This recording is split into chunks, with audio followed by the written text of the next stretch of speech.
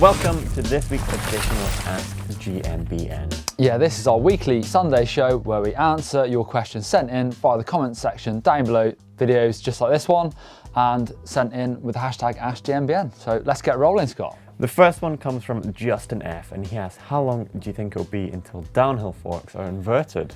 Yeah, I think Justin's a bit of a motocross fan, and all motocross bikes run upside down forks, so you know, stanchions at the bottom. With downhill bikes, it has been tried. They've always been really, really flexy in my experience. Do you remember the Shivers back in the day? I was just about to say, I ran Shivers for a year and they're really heavy, really flexy.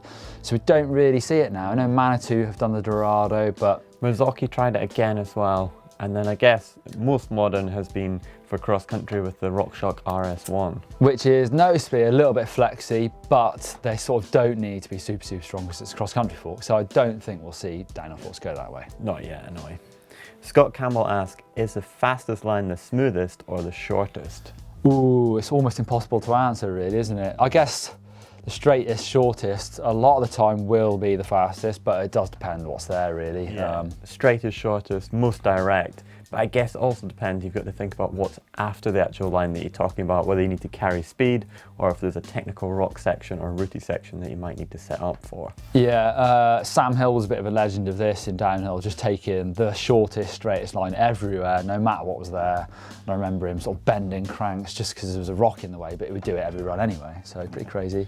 I guess, Neil, that's the beauty of being a professional downhill racer. You can go through cranks if and when you please. Yeah, why not, I suppose.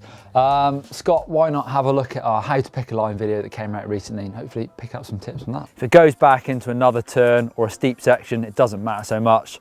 I'll just try and be fast through the corner, because if I mess up, I can always come off the brakes and get back up to speed. The next question comes from Wasted Lights, and he's saying, I'm trying to convert to one by, but the bolt in his self-extracting cranks is actually seized, and is looking for some pro tips. Yeah, it's a tough one. They do have to be really tight. Make sure you use grease when you put them on. I would say, well, I don't know, what do you think? A bit of force, get a bit of force behind it. Force, maybe if it's a big 8mm or a 10mm Allen key, then you could get a big extender sort of. big extender, yeah. You can get that sort of anti-seize spray to, you know, get a bit of stuff in there. Coke as well. Coke? Coke's a really good one. We used to use that in the bike shop when Really?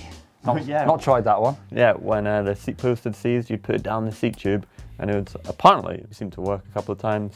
I've got a 40-year-old motorbike and I was often using the blowtorch on it to get bolts out, but I'm not sure I'd want to do that on a mountain bike, especially if it was carbon frame or something like that. I guess so if you're just chucking the crank away because you're getting a one-by system, then maybe the blowtorch could be a sensible option, but be careful where you point that heat. Jackhammer or, you know, angle grinder.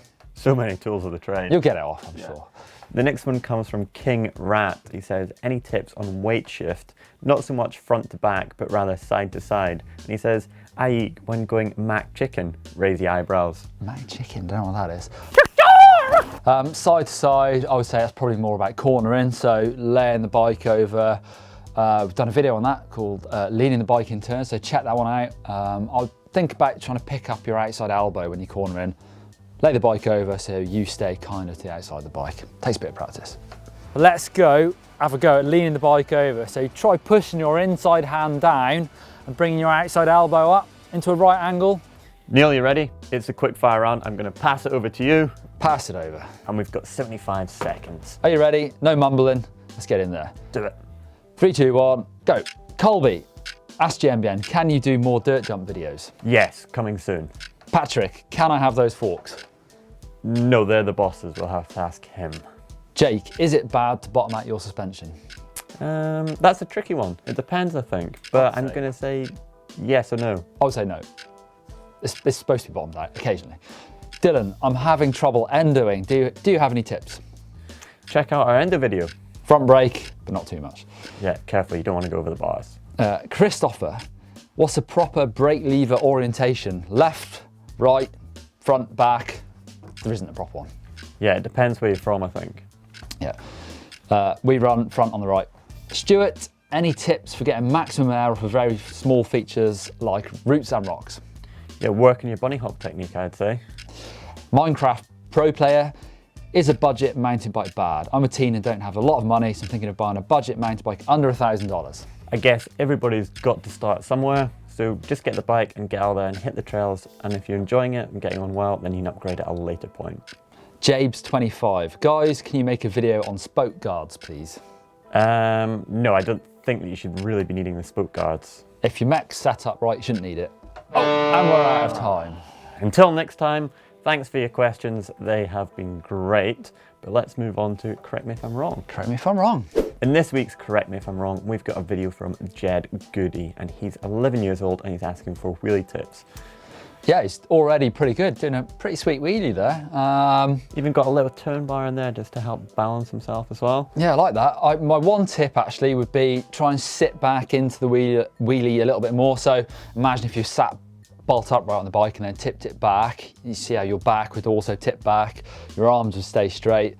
And that's going to make it easier to keep the front wheel up and just get really good at your back brake to stop it from looping out. And we also noticed that his head sort of just leaned over, and that's just going to affect your balance point. So if you can keep that head up but also looking forward, then that's going to make a huge difference in how far that you can go. A pretty awesome wheelie. Yeah. Nice one, Jed.